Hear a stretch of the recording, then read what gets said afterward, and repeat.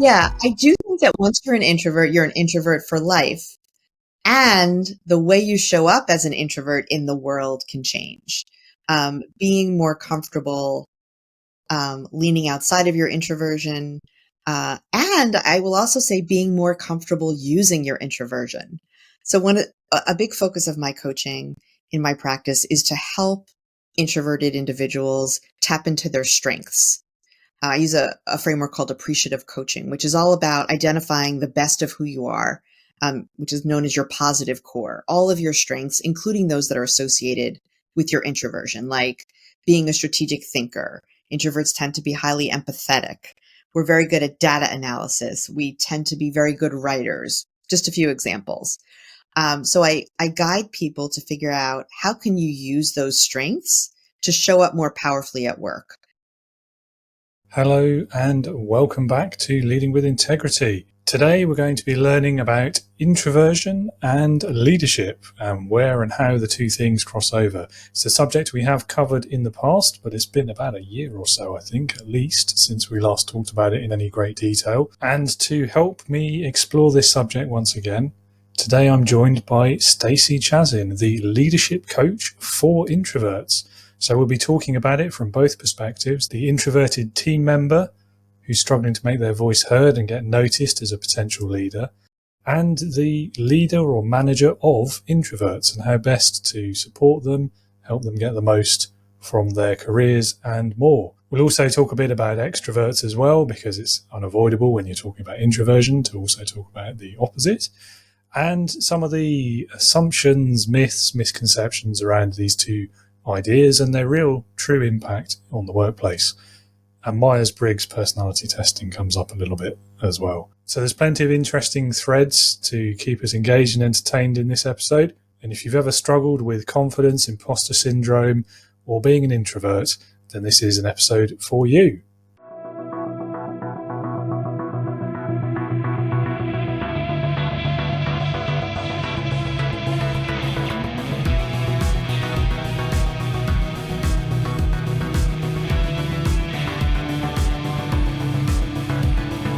Welcome to the Leading with Integrity podcast.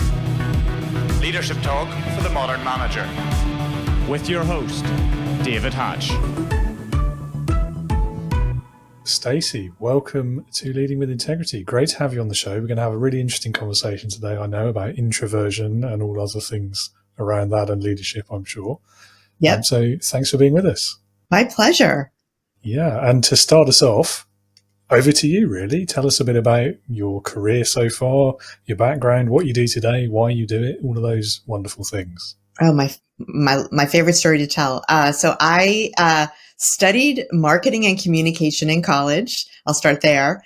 And immediately took what I majored in college to a career in public relations, because it was a great mix, I thought, of my marketing degree and my communications degree. Little did I know that as an introvert, that probably was not the best space for me to be in. And while I loved how I got to write and create strategic proposals and plans, picking up the phone and pitching stories to people I didn't know, I hated that. And this was the mid-90s, so we didn't have email yet. There was one person in the office who had dial-up internet service, and that was pretty exciting if you could go into his office and get on his AOL. So it very much was, I had to interact with people personally and verbally, and it was very uncomfortable for me. I stayed in that career for about 10 years and realized it just wasn't right for me. You know, once you start something, I think it's hard to switch. But I had a realization, an epiphany that this was just not for me, not how I wanted to spend my life.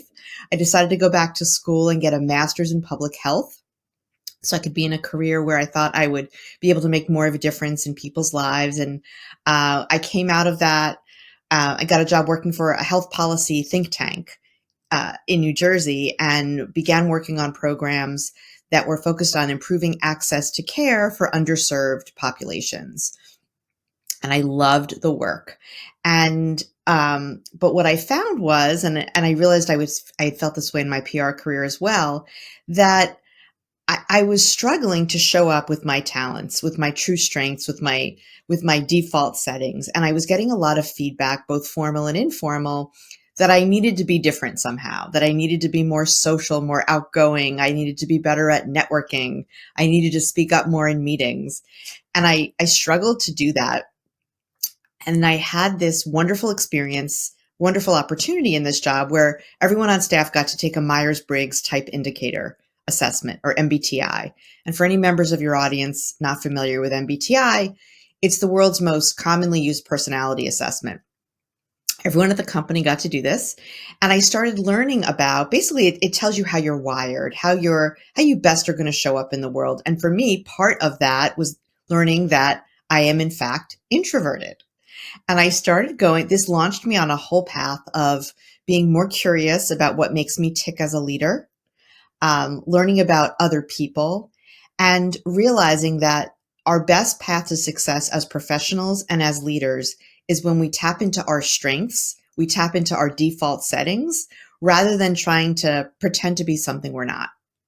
Fast forward a little bit, I decided to go back to school and get a master's in organizational development and leadership. That's how just really enamored I became with the leadership field, and came out of that knowing that my mission from this point forward in my career was to coach other introverted professionals to figure out how to tap into their strengths, not deny their introversion, but lean into it. And so I started a business called the I Factor, which is focused on igniting introverted leadership. And that's where I am today. Okay. Wow. Well, we went through quite a lot of things there in quite a short space of time, yes. didn't we? Yeah. So, I mean, an interesting career jump particularly from PR to health. I mean, was there something specific that drew you to the public health field, or was it more a general desire to help people rather than what you had been doing, or a bit of both? Yeah, that's a great question. Part of it was I wanted to have a career where I felt like I was impacting lives positively. And to be frank, I also had a number of healthcare experiences in my family that highlighted for me what a difference it makes when people have information, when they have support from the healthcare system, and when information and support are both tailored to where you are in your life and the needs that you have. And I think, as often happens when we have personal experiences, they sometimes drive us to veer in a different direction. So that's what happened to me. Absolutely. Yeah. Totally different context, but me too. That's why I do this. Yeah.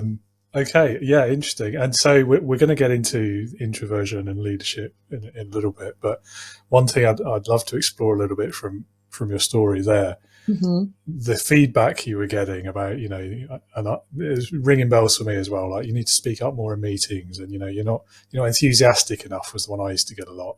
I don't know if you ever got that one. Did you find that as frustrating as I did, in terms of people expecting you to fit into a mold of what they perceived a leader or a good worker, even in inverted commas, should look like, versus actually how you are and how you can still be productive? That's a great question. I would say that when I was younger and earlier in my career, it didn't occur to me to question it, that this was some mold that I just didn't fit into. I really internalized that as, this is what I need to do to be successful, to be seen as a leader. So I better figure out how to do it. And it wasn't until I spent some more time in the workforce and did the Myers-Briggs assessment that I started to have this growing realization that, you know what, there's not just one way to do anything, including not just one way to lead. But it's hard to break. It's hard to break those expectations because they're so ingrained in society, especially in the professional space. So very frustrating at first because I couldn't figure out how to change. And then later because I realized, hey, I shouldn't have to change. Yeah. Similar for me, actually, as well. I think in a lot of ways, though, once you get to that point of realization, this is literally an eye-opener, isn't it? Because you realize that as a leader and a manager as well, like, if this is true for me, then it's true for all these other people I'm dealing with. And actually, maybe there is no one right way of doing a lot of these things. Yeah. And for me, that opened the door into a whole new approach to leadership, really, which comes up constantly. Actually, it's always coming up in conversations I have with leaders about just because someone isn't doing it the way you would do it doesn't mean they're doing it the wrong way. Yeah. And that can be transformational in terms of the results you get, the relationship with your team, and so much more besides. Yeah, it is. And that's why it's really valuable to take an assessment like a Myers-Briggs with your whole team. So when I did it, I guess it was about 15 years ago, we had a leadership coach do a workshop for the whole organization where we learned about other people's preferences on their Myers-Briggs findings. And to me, it was exactly what you're saying, that I realized that just because other people do things differently than I do doesn't make them wrong or right. And it also showed me, I saw people, I learned that they had a set of preferences that were completely opposite to mine. And I said, oh, that's why you drive me crazy, right? Because you're approaching things completely differently than I do. But it also highlighted for me how I like to say the beauty's in the alphabet soup of your letters. So my Myers-Briggs profile is ISTJ, which is introverted, sensing, thinking, and judging. Someone who has a completely different set of letters is going to bring other things to a team or a project where there's a lot of value to that. You don't want someone on your team you don't want everyone on your team to be approaching things the same way. You want that mix of perspectives and strengths. Yes, absolutely. And that's a great point as well, because I was coming at it from the point of view of looking at other people doing things in a different way and going to that default assumption of they're doing it wrong because it's not the way I would do it. But actually, from the point of view of introverts and people going through imposter syndrome and low confidence and that whole area, it's quite often the other way around, isn't it? You're looking at the way other people are doing it, thinking they're doing it the right way. Yes. But you're so right. Like either way, it's not an automatic thing. It's just a different way. That's all. Yeah. And if you see someone who's a leader in your organization and they're doing things a certain way, it's really easy to fall into the trap of, oh, I have to do it like she does it if I want to be the next leader or I want to be a leader one day. It's just not true. Yeah. Yeah. So Myers-Briggs personality testing as well. I'll be honest, I've been fairly critical of these in the past, possibly due to a bad experience or two. But I think I've come around to a more balanced view of it, though, I think I see it more as it's a very useful tool for personal development. Mm-hmm. And where I am less sure is about the kind of the mandatory everyone do the test, and then we use that to define behaviour going forward. Yeah, and that's where it gets difficult, isn't it? I totally agree with you. And I will say, I'm certified as a Myers-Briggs practitioner. And one thing we learned in the training is there's an ethical code to Myers-Briggs. And part of that is, as an employer, you cannot require someone in your organization to take a Myers-Briggs and a Myers-Briggs assessment. And you also can't see their results without their consent. I know. So I think that probably speaks to some of your concerns, right? That because people, if you think that your employer or your boss is going to see the test, one thing is it might skew the way you answer the questions in a way that's not authentic. And it's really, and I think you're getting at this as well, it's a guide. It's not something that's defining. So for example, even though my assessment says that I'm an introvert and I completely identify with that, there are times, professionally or personally, that I need to lean outside of my introvert comfort zone and act in ways that are more typically extroverted. So you're capable of doing things that are outside what your assessment says, and so you don't want to use it as in a way that dictates how you show up or says definitively, this is how either I or people I work with, this is what they're capable of or not capable of. But yes, as a guide to better understand yourself. That's interesting. So both of those two caveats that you gave at the beginning were broken within minutes of the situation where I last took one. Oh, wow. It was one of those away day things, the off-site. Retreat, and we were just, it was planted in front of us. There was no conversation about whether we were allowed to not do it. And then immediately after everyone finished it, they did the thing where they put down all of the results in a big circle and you had to go and stand on where your result was. So not just your boss, but everyone in the company saw your result effectively. Yeah, you should have to sign a consent form for that. Nope. Yeah. Yeah, Yeah, that's unfortunate, but yeah, that's one of the ways it protects the validity of your findings, right? You shouldn't be thinking about how it's going to reflect on you when you're answering your questions. It should really be from a place of authenticity. definitely, definitely. Although, I mean, one thing I would offer in defence of the bias argument, we Yeah. didn't know that everyone was going to know our results until after we'd already done the test. So I don't think that Okay. probably biased the way we filled it in. No, that's bad in a different way, I guess. Yeah, But yes, yeah, it it is. would have led to the bias. Although I think if someone had told you, we want you to know your results are going to be confidential, maybe it would have helped you answer a little more forthcomingly. But yeah, Yeah, yeah, yeah. It's an interesting one. Do you find as well that people's results change over time as well? Do you think context plays a part in that? great question. So generally speaking, your results should not change over time because really the way that I say it's like the way you're wired. So I'll give you an example. And I use this with my coaching clients. I ask them to pick up a pen with their dominant hand. And I ask them to sign your name with that pen using that hand. And they do it. And I say, what was that experience like for you? And they'll say things like, oh, it was mindless, easy. I didn't really have to think about it. And then I ask them to put the pen in the other hand and do the same thing. And then I say, how did that feel to you? And they'll say things like awkward, uncomfortable. It didn't come out as nice. And it's the same thing for your Myers-Briggs preferences. So my Myers-Briggs, my preference in terms of how I lose and gain energy from the world is that I'm introverted. So that's going to be my default setting.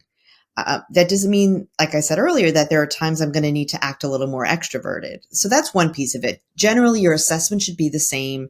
Your results should be the same at any time in your life. However, the caveat to that is there could be times when you're in a particular situation in the organization you're working for, or you're in a particular phase of your life where something's happened that makes you answer the questions a little bit differently.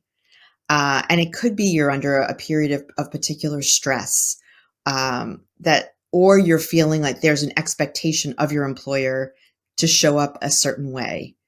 It could skew the way you answer the questions. And that's happened to me. I've been an ISTJ almost every time I took it, except for once. I showed up as an INTJ. And I remember it was actually when I was in graduate school and they had us take it. And I think my head was in a different space relative to the course I was taking. And so different thoughts were top of mind for me. But generally speaking, if you're an ISTJ, you're an ISTJ your whole life, whatever your four letters are. Interesting, interesting. So people don't change, is what you're saying then? They don't change, but they can change in how they express their introversion or they express their preferences. Okay. And in different environments, they might either feel the need to do that or just might naturally do that. Okay, interesting. So I only took it once, and that experience was bad enough. I've never done it again. But I have done a few tests, like the introvert extrovert tests, which are a little bit more, well, a little bit less complex, I suppose. Yeah, a little less scientific point. So I mean, I guess same question about that, because my understanding of it is it's a scale, isn't it? Like it's not a binary choice.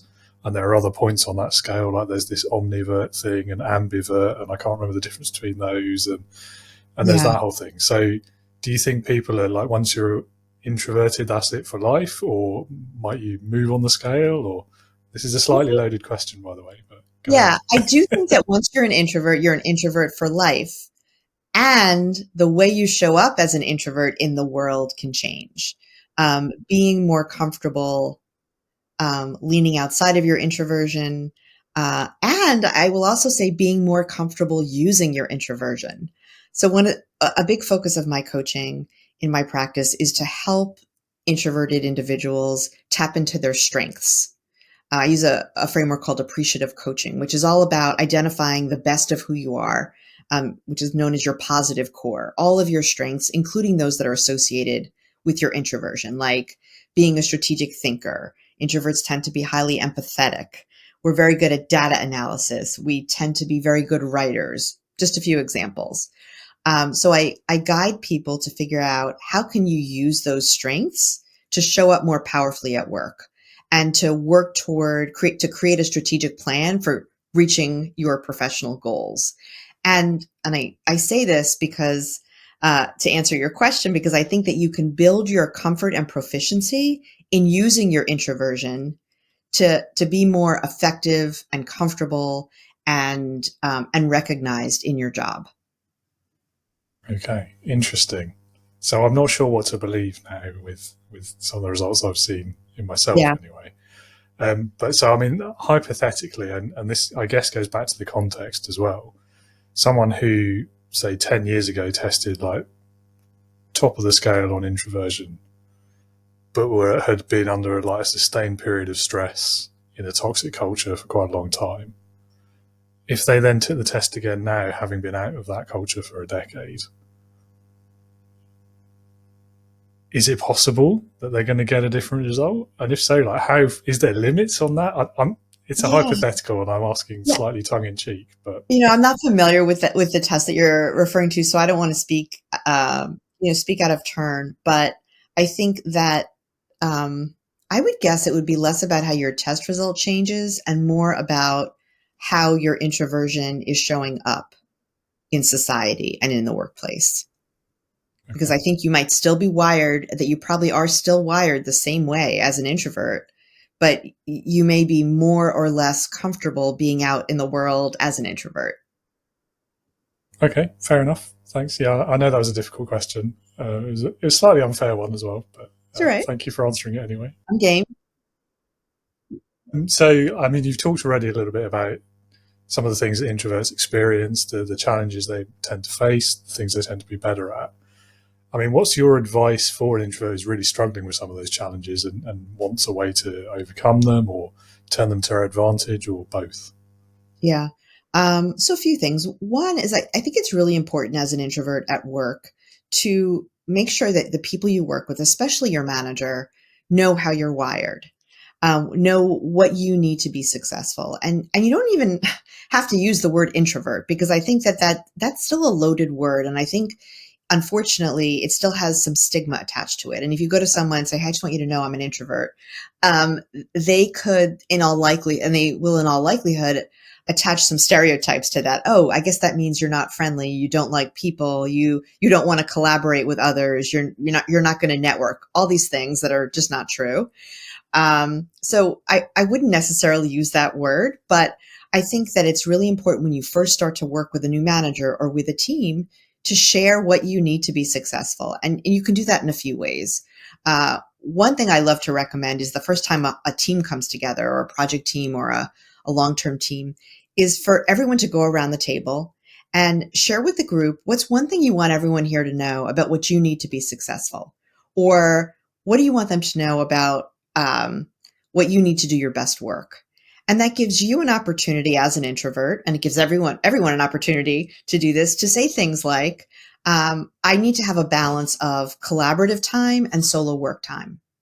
Or I'm going to give you my best ideas when I have time to think about them, rather than coming up with them on the spot. So it would be great for me it's important for me to have a meeting agenda in advance. And that's a best practice really for anyone. But as an introvert, it really helps you because you can look at the topics that are on tap and prepare, do your research, get your thoughts together ahead of time. You could say, you're going to get your best ideas out of me when I can share them with you in writing, or when I meet with you one-on-one. Whatever it is that you think you need, share that with the team so they know. That's a big one. Yeah. And I guess the key there is knowing yourself well enough as well to answer that question accurately and honestly. Yeah. Another thing is, as introverts, we tend to be more drained, have our energy drained more when we're at work, engaging with other people. And this could happen in person or on Zoom. Really, if you have back-to-back Zoom calls all day, or whatever platform you're on, without the opportunity to recharge, we're going to be depleted at the end of the day. And if that happens day after day, it'll eventually lead to burnout, which harms us physically, emotionally, psychologically, the whole gamut. So what I recommend is making sure when you're building your schedule each day to build in buffer times.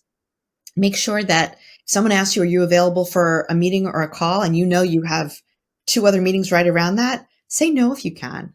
Or say, I can't meet with you at 10, but I can meet with you at 10:10, right? I need that 10 minutes to gather my thoughts, or to recharge, to take a bio break, to take a walk outside, whatever it is. And if you can, schedule those breaks on your calendar. Maybe it's a 30-minute break, a block that you put on your calendar around lunchtime or mid-afternoon, whenever it is that you feel you typically dip in energy, block that time for yourself. I know you can't always protect it, but to the extent that you can begin to set the expectation with your colleagues that, Stacey's not available from 2 to 2:30 each day. Yeah, I mean, that's one area as well where it strikes me technology can really help. So like Calendly and TidyCal, which is the one I use, you can program in like any booking that's made in your calendar, it'll add a certain amount of buffer time, and you can set that. I mean, you could probably set it to a day if you wanted to. Yes, I use Calendly, and I actually haven't used the buffer feature. I need to do that. I've only set up how far in advance people can schedule, but I should follow my own advice and do that there. Yeah, it's just you set it once and then you don't have to think about it again. It just does it for you. It's great. I had to start doing it. I never used to, but I'm bad at sticking to time frames on podcast episodes, I find. So if I don't put buffers in, I have people joining halfway through an episode. Uh-oh. But yeah, I mean, it is important though to have that recharge time. I mean, regardless of whether you're an introvert or not. I mean, even like the most outgoing extrovert, I think you need time to reset your brain between meetings. Yeah. It's less of an energy thing and more of I think about like cleaning off the whiteboard, right? Getting the content from the last meeting out of your head and moving on to the next one. Exactly. Yeah. And also like that time to process the meeting you've just come out of as well. Because otherwise that was wasted time, wasn't it? If you've not thought about it, embedded it, I don't know what the word is, but yeah. Yeah, for sure. Yeah. So, I mean, from the manager's perspective, then, from the leader's point of view, what can they do to make sure they're supporting any introverts in their team and helping them to do their best work? So you want to give your employees the opportunity to show up as their best selves in ways that are going to reflect their preferences. So one thing is consider communication channels that are available. You can make it known to your team members that they can communicate with you in writing or on instant messaging, rather than having to always come up with ideas or participate in meetings, right? What if you want, or maybe you want to meet with me one-on-one, I want you to know that option is available. Another thing you can do is recognize introverts' contributions. One of the big challenges we have as an introvert is speaking up sometimes, and then advocating for our ideas and contributions to be recognized. It's just not a comfortable space for us. So as a manager of someone who's introverted, recognize that and give your introverted employees the feedback that they need to know that they're making contributions, to know that you value them. That's something that we really need, and we worry that we're not going to get. And to your point just now, make sure they have time to process in between meetings, so that they have the opportunity to process, give additional thought where it's needed, and let them know, to the extent this is possible, that after they process on their own, they can come back to you with additional thoughts or ideas or contribution. I find as well, particularly at that point about it's not always a great place for us to be making contributions or speaking up in meetings in particular. There's an issue, I think, with the way a lot of managers run meetings and a lot of leaders collect feedback, let's say, where we make a sweeping statement like, here's the plan or whatever. If anyone has any feedback on that, just say now or forever hold your peace. And absolutely. Any introverts in the room would just be, they're not going to say anything, are they? But the leader will then potentially walk out thinking everyone's happy with that because nobody had anything to say. You're exactly right. And the introvert might be, it's like, oh, I'm not going to speak up for two reasons. One, they really need to have that. If this is the first time they're seeing the plan, that's not how we function best. So it's really important for us to get it in advance, or to say, all right, I want to sit with this and get back to you after. So that's one reason they want to have time to give it thought. And then two, which I think is what you're getting at mostly, is they're less comfortable interjecting. and finding time to insert their ideas. And that's something I talk to my introverted clients a lot about. How do you do that? And David, I have on my website, which is ifactorleadership.com, I have some free resources there. And one of them is a meetings playbook for introverts.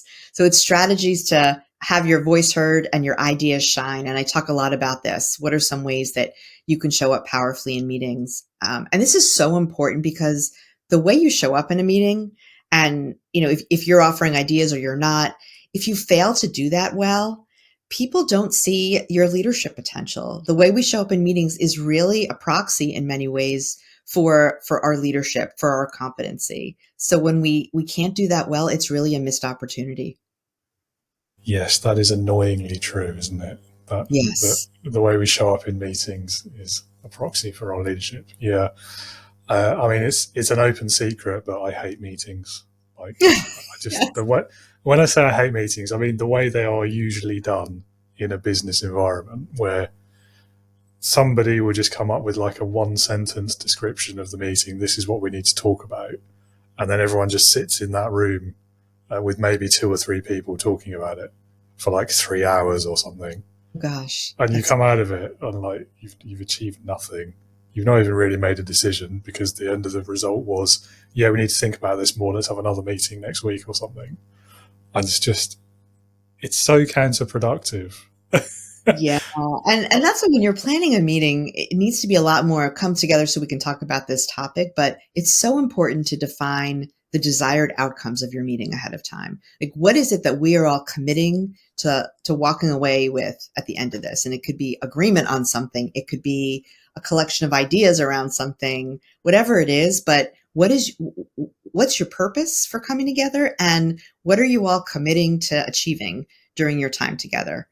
And that also lets you prepare, which is so important for introverts. But if you see, okay, at the end of this meeting, we will have needed to come to a decision on this question, then you can think about, okay, what am I going to need to weigh in on that decision? I'm going to need this data. I'm going to need stories. I'm going to need evidence. I'm going to need last year's plan, whatever it is. That gives you an opportunity to pull that together ahead of time and bring it with you. Absolutely, yeah. I mean, you mentioned earlier that best practice, always make sure you send the agenda in advance. I mean, that's the first step towards a successful meeting. Someone I used to work with had this really great way of explaining what he saw as the perfect meeting and perfect way to do it. And I'll probably butcher it, but the essence of it was, what's the purpose of the meeting? Like, it shouldn't be to just get in a room and talk about something. It shouldn't even be for a progress update, frankly. Like, those things can be achieved in email or, at your desk or whatever. You don't need to gather 20 people together to do that. The purpose of the meeting should be the way he would talk about it. And I've tried to adopt this ever since, because it makes so much sense to me. There shouldn't be any discovery of new information in a meeting. Everyone in there, before you get there, you should have all the facts, and you should have done your background research. You should have read the agenda, read the background materials, whatever they are. You should enter that room informed about the subject. And then the purpose of the meeting is to reach a decision. And so if you agree with that, yep. Yeah. And if you don't come out of that meeting having come to a point of decision, then someone's not done it right, and the meeting isn't over. Yeah. And there's always the possibility of, we can't come to a decision because there's some critical piece of information we don't have. But that is a decision in a way, isn't it? Yes, you're right. It is a decision. You're 100% right. But it helps you to stay on track. It also helps you as a facilitator to, if things are getting off track, to say, hey guys, I just want to remind you, our purpose today is this, or our desired outcomes are A and B. We haven't gotten there yet. And that is something, if you're an introvert facilitating a meeting, that's actually a very valuable tool, because it's a way to make your agenda the bad guy, right? It's not you. You have this objective tool to hold up and say, we need to move on, or we need to get back on track, because as you'll recall, this is what we agreed our desired outcomes are. Absolutely. Yeah. And you've just hit another nail on the head there for something that a good meeting does, is someone's appointed as the facilitator to keep the meeting on track and make it go. They used to call it the chairman, but I don't like that phrase. Facilitator is much better. Yeah, and I think chairman or chairperson implies that that person has the ultimate say, right? That they're going to listen to everyone else. A facilitator is more about moving the conversation along. Absolutely. And yeah, it usually was chairman was the phrase used, regardless of who it was, which I always found problematic as well. Yep. Yeah. I mean,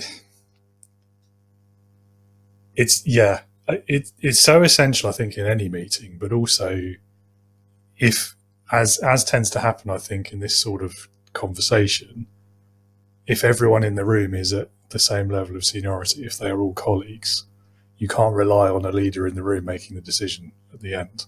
So you've got to have someone in there as that facilitator. This is the agreed parameters. Yeah. And this is how it's going to work. Yep. Yeah, I kind of wish we'd done that. Every meeting I've ever had, pretty much, would have benefited from that. I bet. Yeah. Okay, so let's talk a bit about extroverts then. I think it's fair to say, in most people's minds, when you talk about leadership, unless they're really well informed or they spent a long time studying the subject, they will assume that the extrovert and their kind of characteristics or expected behaviours are a better fit for a leadership role than an introvert. Why do you think that is? And I almost don't need to ask whether you agree with it, because I'm pretty sure you don't. But I don't agree with it. And so it comes down to corporate and cultural and societal norms. That's how we've been raised. That's what we've seen. That's what we've been told. That having a dominant presence, being assertive, being loud, these are what make leaders, not the other traits that are more inherent to introverts, like thoughtfulness and strategic thinking and empathy. And what happens is, because that's been the norm for so long, that is combined with the fact that we all tend to generally have a bias toward hiring and promoting people who are like us. So because extroverts have dominated leadership in corporations, nonprofit spaces, other fields, it gets perpetuated because the extroverts that are already in power are more inclined to hire and promote other extroverts. So it's going to take a long time to break that cycle. Yeah, it's a good point. I mean, it does take a certain level of maturity in leadership, doesn't it, to actively seek other leaders who are not like you. Not just in this scale, but in any other kind of demographic as well. Another piece of it is when you're not speaking up, and we touched on this a little bit earlier, when you're not speaking up frequently with big ideas or any ideas, people have a much harder time recognizing your value and your leadership potential because it's not in their face the way it often is with extroverts. So you need to find other ways to shine and communicate the value that you bring to the table, including your leadership potential. Yeah, no, that's a good point as well. Which of those introverted characteristics then would you say most line up with good leadership? Like, what makes introverts great leaders? So I think this might be surprising to some people when I give my answer. I'm going to say empathy. Because being an empathetic leader means that you're able to recognize individuals' priorities, their nuanced needs. You're able to recognize nuances in challenges that your organization is facing. And it gives you insights into how you can design a program, a strategic plan, an event, a program to support your employees in ways that are most likely to have a positive impact, because you're able to read between the lines. You're able to look through the noise and see what needs to get done and how. Yeah, I would agree with that. I think, I don't know, maybe I'm biased the other way against extroverts. I don't know, but I think there is way more value in a leader who can just keep their mouth shut and listen, frankly, than one who has to process verbally. And I'm not assigning blame. That it's not the extrovert's fault either. That's the way they are. But I think that there's a lot as well to be said for having that conscious awareness of that's how you process it and being able to control that. Yeah. And I think it gets tied up a little bit in the last question as well, doesn't it? Around the way society expects, perceives, rewards those characteristics, because you get to that point in your career as an extrovert who is a leader. You've got that far because of the way you are and how you behave. And so you think that's a good thing, so you don't do anything about it. But yeah, I mean, for me, the best leaders I've ever encountered were the ones who would listen well, had empathy, took the time to understand people and build true, deep relationships with them.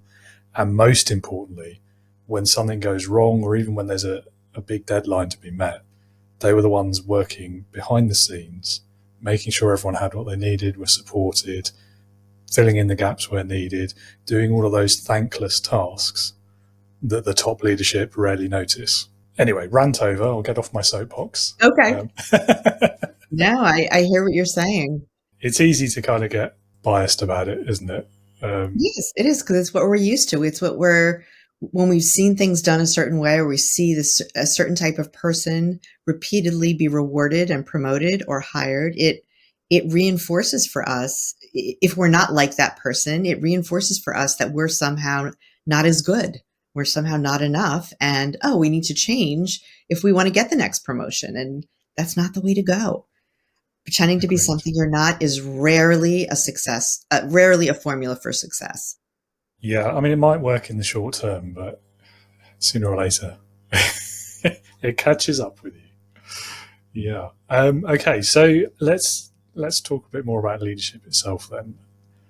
What would you say from your career so far has been the biggest leadership lesson you've learned?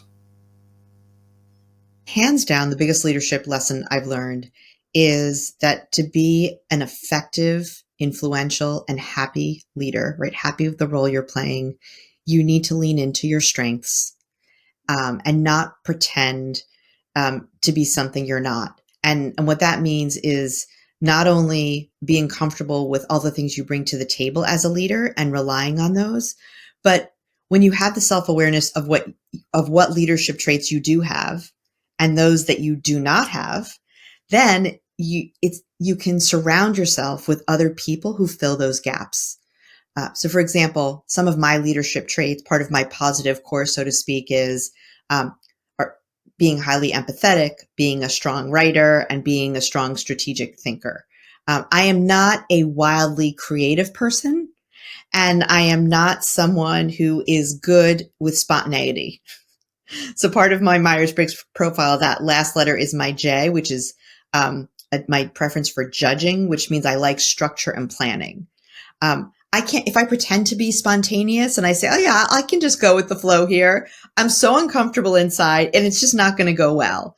So there's this notion, there's a Harvard Business Review article, and I can share it with you in show links if you want, show notes. It's the notion of the incomplete leader. And the idea is no one person is going to have every leadership quality or trait that you need to run an organization, for example. So the idea is you know which ones you have.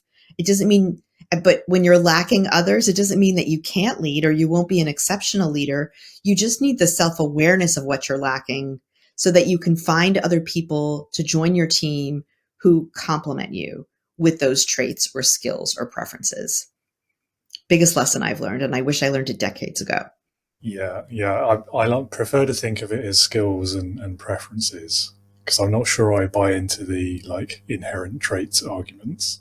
Okay. At least not when it comes to leadership, because I mean, yeah, there's going to be personality elements that will make you adapt easier to certain parts of leadership or certain leadership behaviors. Mm-hmm. But I think, as you said about introverts, it doesn't mean you can't do things outside of that introvert scope.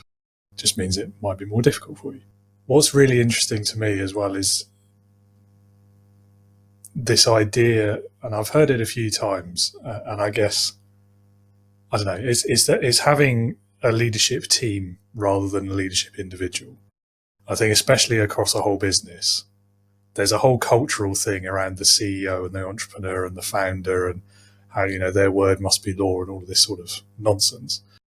But for exactly the reasons you've just explained, not just with leadership, not just with extrovert or introvert, but just as a person, no one is ever going to be that perfect that they can do all of these things really well by themselves. And unless you're the most arrogant narcissist ever, no one would say that of themselves. Right. So starting from that premise, that like lack of an assumption, surely a better way to do it would be to have a group of like 2 or 3 leaders who share that leadership among the 3 of them, playing to each of their strengths when needed, and you still got that decision making infrastructure, if you like. You've still got leadership, but you're not putting it all on one person's shoulders. And then if you can do that as well, like imagine all the stress and the burden that you're sharing as well. Like, Oh, yeah. It just makes so much sense to me. I don't know why more people don't do it. Yeah, agree. He says as a business of one who makes all the decisions by himself, but still. So yeah, that letting go, and that's something that is harder for introverts as well. Delegating. Many of us, myself included, tend to be perfectionists. I like to say I'm a recovering perfectionist, but I'm early in my recovery. It's hard. It makes it hard to delegate because you think no one can do it as well as you can, or if someone does it differently, it's not going to be as good as the way you would do it. And because we're also, as introverts, we tend to be averse to conflict. The thought of delegating to someone and then not being happy with the way they're doing it, and then you have to have a conversation with them about it. How do you address it? It's just all outside of our comfort zone. And that's not great as an entrepreneur or as a business owner. It's to figure out how to move past that. Yeah, I too am a recovering perfectionist. But what I find really helps is that I can be quite lazy as well. Okay. It's hard to be a perfectionist when you're lazy. Yeah. Yeah, I hear that. It helps with innovation, though, I find, because you tend to look for the easiest way to do something, which tends to be the most efficient. Interesting. Yeah, I see that. What do you think is the biggest mistake that leaders and humans tend to make? I think the biggest mistake is focusing on what you need to fix or improve rather than focusing on what's working and what your strengths are. There's I mentioned that my coaching uses a framework called appreciative coaching.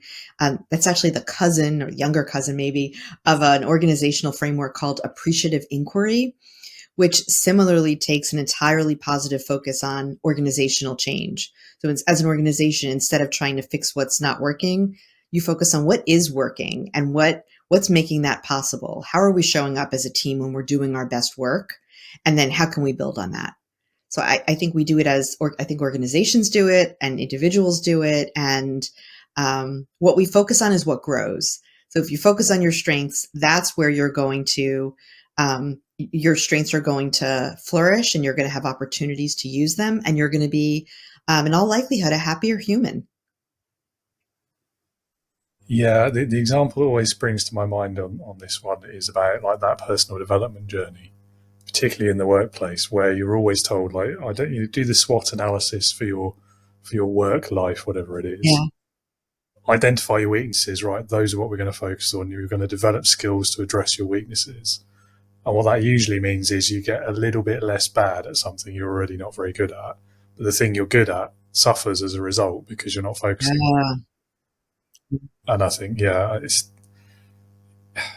it's just lazy management, isn't it? I know I said I was lazy just now, but still, like it's. And I will say too that I remember when I used to have performance reviews when I worked for organizations and I hated them being in the hot seat, and that's how it always felt. I was always so much more interested in hearing what I wasn't doing well. What do I need to be a better employee? What do I need to work on? Right? Okay, great. Thanks for saying I'm good at this, or I did a great job on that project. What are my gaps? What do I need to fix? And that mindset that those are corporate norms, organizational norms that we're so focused on fixing what's not working or fixing on where we're falling short that you're exactly right that the stuff that you're doing, the stuff that you're doing well suffers because you shift to focusing on the things you're not doing well. Yeah, I mean, it's one of the great ironies of it, isn't it? Because the line managers or the bosses, whatever you want to call them, they're in their mind, they're thinking, right, we've got someone who's not performing very well in this area. We need to address that. It'll increase performance of the organization, more profits, more output. Isn't that great?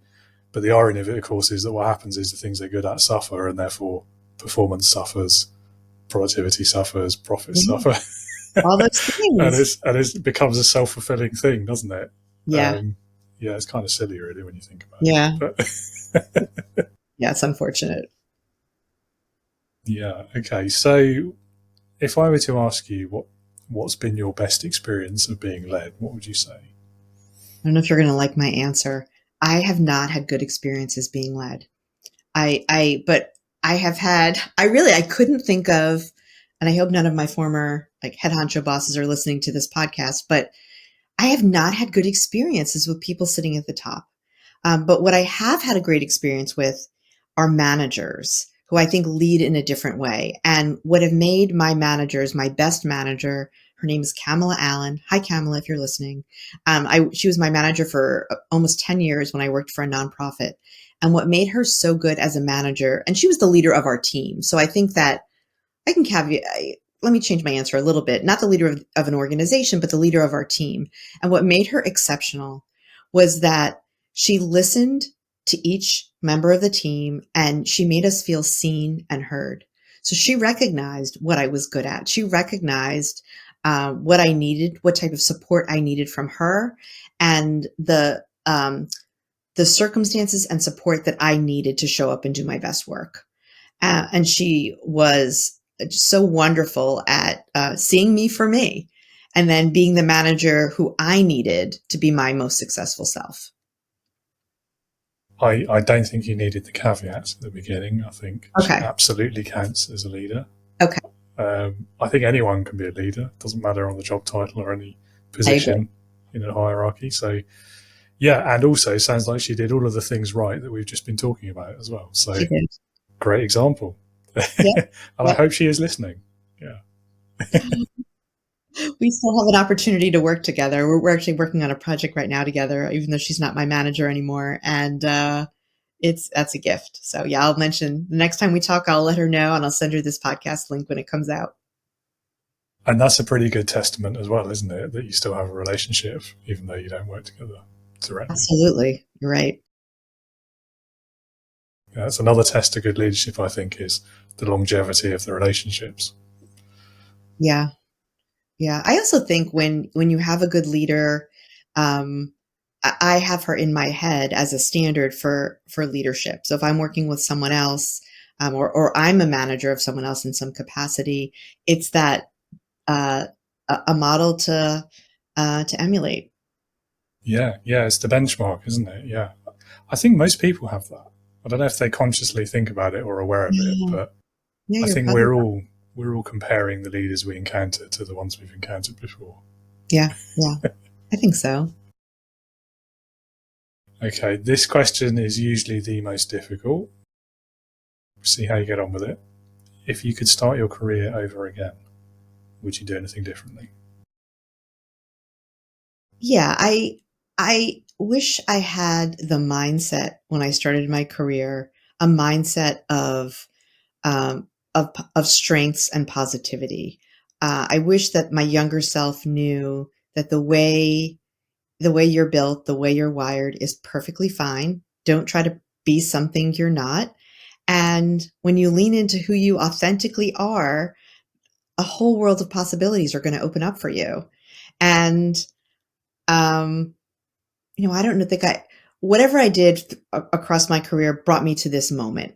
And I love the moment I'm in right now. So I don't know if I would do anything differently at the macro level, but I think I would have been a happier person if I had had this mindset much earlier in my life.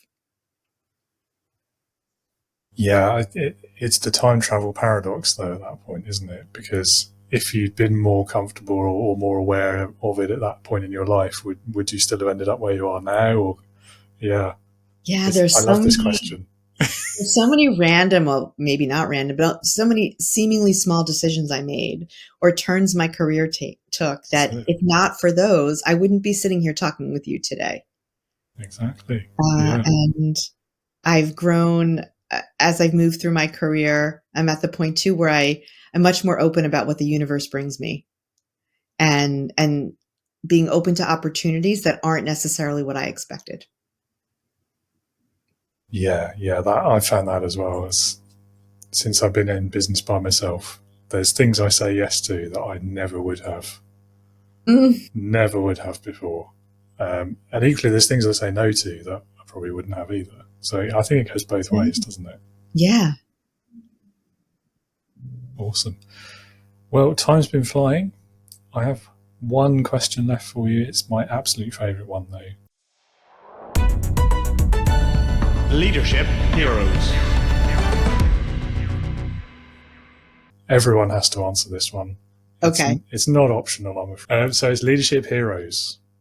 If you had to pick one person, but it could be anyone you could think of, like from all of time and space, I suppose. So like alive or dead, past or present, real or fictitious, if you like. But it's got to be someone who, in your opinion, would perfectly embody leadership. So who would that person be for you and why?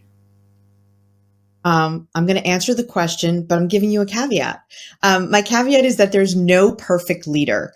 But the person I'm going to say the reason I'm identifying her is because she relied on her introverted gifts to be a leader and did so in, I think, almost a perfect way. And that's Rosa Parks.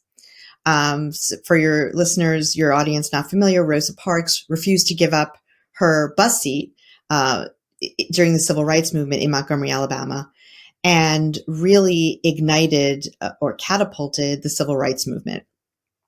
And many people might not know that Rosa Parks was an introvert, and she was actually, her decision to not give up her seat on the bus was not a spontaneous decision. She was actually part of the movement before that day and was very intentional in how she planned that decision to do that. She didn't speak up. She just refused to move. And that communicated her power in a way that was very different than someone who might have been shouting on the bus or standing outside loudly protesting on the bus. She wasn't loud. She wasn't boisterous. She was just calm. She was committed, and she was deeply determined. And the leadership role that she played in the civil rights movement is can't be overstated. The power of silence comes up fairly regularly, actually, doesn't it, in the leadership context as well? And we've kind of alluded to it today already.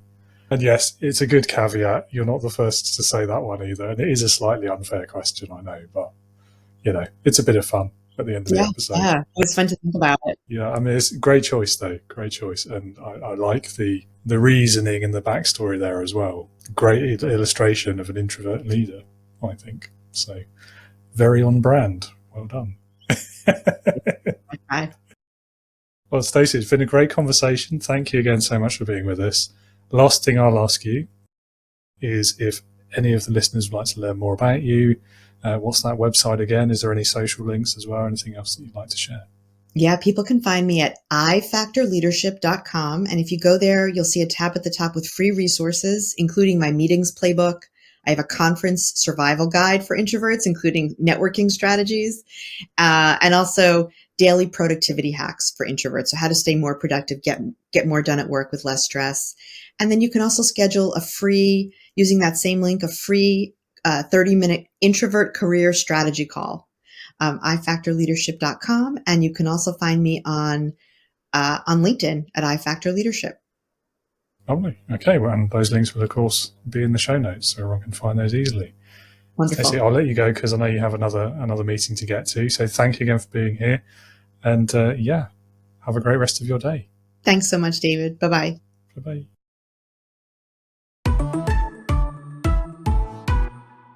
Stacey, thank you again so much for your time today. Plenty of value in there. Listener or viewer, I hope you learned plenty from that episode. I hope you enjoyed it. I certainly did both of those things. If you would like to learn more about Stacey, take her up on that offer of some of those free resources. You will find the website and links to her LinkedIn profile in the show notes. So as always, I encourage you, click on those links and go and learn more. We talked a fair bit today about how to get your voice heard as a leader, especially if you're an introvert.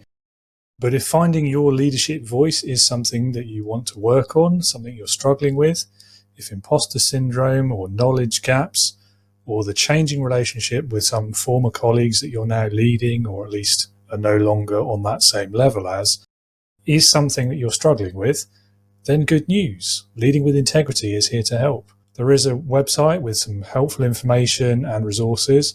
There is also an online community called Integrity Leaders, where you can meet and learn from, support, and be supported by other leaders at similar stages of their career or leadership journeys, as well as a whole load of extra courses, articles, early access to this podcast, and more besides.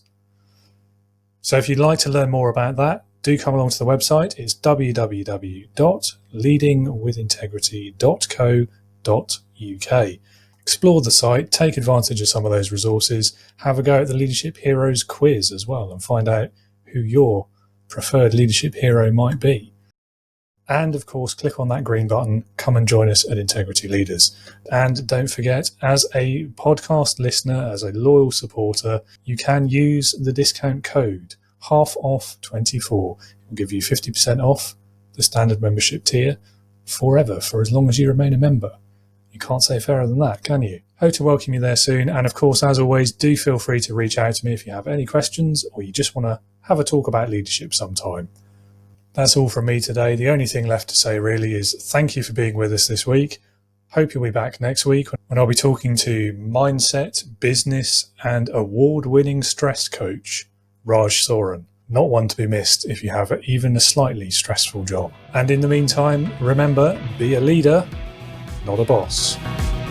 I think someone's chosen music. Oh no, really? I'm curious what the topic was. That's interesting. Can't remember who it was, but I'm sure it's so different. I may be misremembering. I'll give you half bonus points. All right. Thank you.